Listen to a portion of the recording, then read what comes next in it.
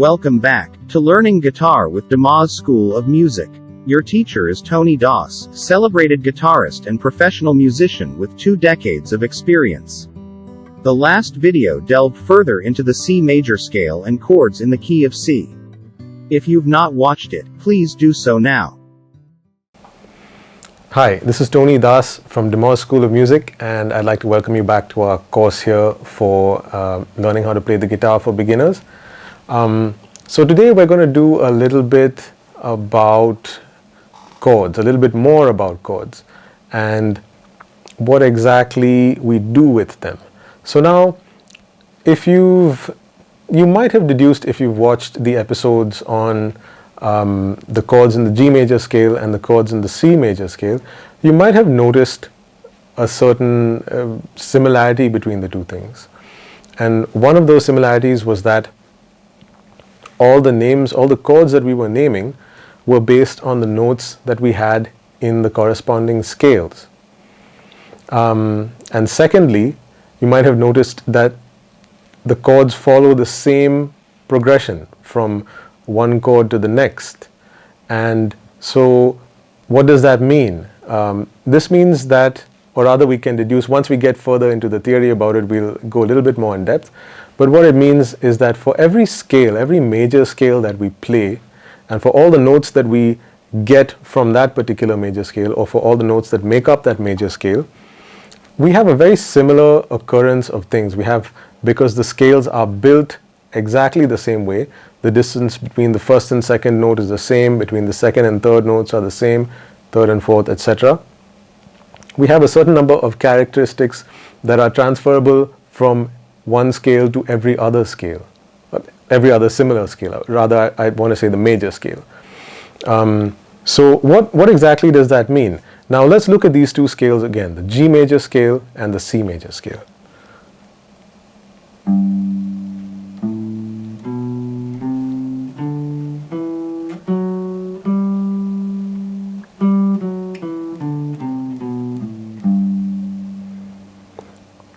Now that is the G major scale. We have not played that as yet, but we've played all the chords that come from the G major scale. So the notes that we have in the G major scale are G, A, B, C, D, E, F sharp, and G. And the chords that we have in the G major scale are G major, A minor, B minor, C major, D major, E minor, F sharp diminished, and G major. Right? So now let's go back to our C major scale and take a look at that to compare. The notes we have are C, D, E, F, G, A, B, and C. Now what are the chords we have in the C major scale? We have C major, D minor, E minor, F major, G major, A minor, B diminished, back to C major. So now if you compare these two scales and the chords that come with them side by side, you'll notice exactly the same thing. Each chord is based on each of the notes of the major scale, and they all follow the same progression. So first chord is major, second chord is minor, third chord is minor, fourth chord is major, fifth chord is major, sixth chord is minor, seventh chord is what we call a diminished.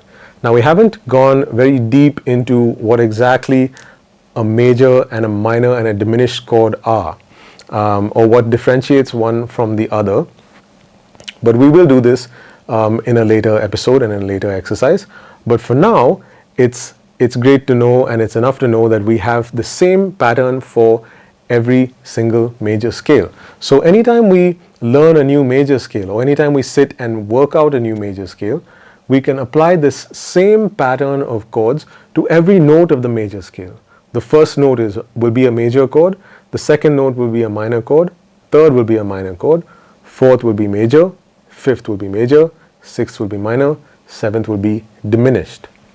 So this is a really fun and easy way for us to get familiar with how to play songs in different keys, meaning songs based on different scales. And this makes it easier for us as musicians to be more accommodating of, say, other musicians or ourselves. Say if say we like a particular song and we can't sing it in the original key. Say it's too high for us and we want to sing it lower. So we'll have to start moving our chords downwards. We'll have to find a good place to start where we can sing the song. And then if we know this formula of all the chords that are available for us to use, then it makes it a lot easier for us to figure out which chords to play. So to that end, we can learn an overall numbering system for all of our chords. And it's a very simple numbering system. 1, 2, 3, 4, 5, 6, 7. Right? It's just the first chord, the second chord, third, fourth, fifth, sixth, and seventh chord of every single key. We write it down slightly differently though, just to denote the difference between the major and the minor chords. So to help us with that, we use Roman numbers, Roman numerals. We use large Roman numerals and the small Roman numerals. So all the major chords that we get in the sequence will be big Roman numerals, and all the minor chords will be smaller Roman numerals. And the last chord, the seventh chord, which is a diminished, it will be it will be denoted or depicted by smaller case Roman numerals with a little circle in the superscript to denote that it is a diminished chord. And that's it. It's fairly straightforward, and using this numbering system, it can help us navigate different keys. It can help us navigate different scales.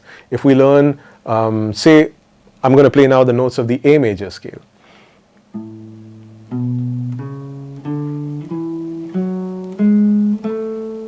What were those notes I played? I played A, B, C sharp, D, E, F sharp, G sharp, and A. And these are the notes that make up the A major scale. So now I know all the notes of the A major scale. So now if I want to figure out which chords I can play within the A major scale, I just need to apply this knowledge that I've learned about this numbering system, and I immediately have all the chords that are available to me. I know I can play A major, I know I can play B minor, I know I can play C sharp minor, I know I can play D major, E major, F sharp minor, G sharp diminished, and A major again. And that's simply because we learned what we do with this 1 to 7 numbering system. We learned which chords are major, which chords are minor, and which last chord is the diminished system. And this really helps us figure out all the chords in a particular scale much more quickly, because it's all standardized, and it's because of the similarities of how every scale is constructed, it's always the same. So it helps us to understand and get familiar with a lot of scales a lot more quickly, which is great for us as learning and evolving musicians. So that's just all we're going to do today, this chord numbering system, which was really very important, and also this comparing of the G and the C major scales to see how these similarities present themselves, and using that information we kind of projected on everything else, that everything follows the same formula. So I hope you learned something new and interesting today, and if you did like this video, please like and share and do subscribe to the channel, and I will see you in the next episode.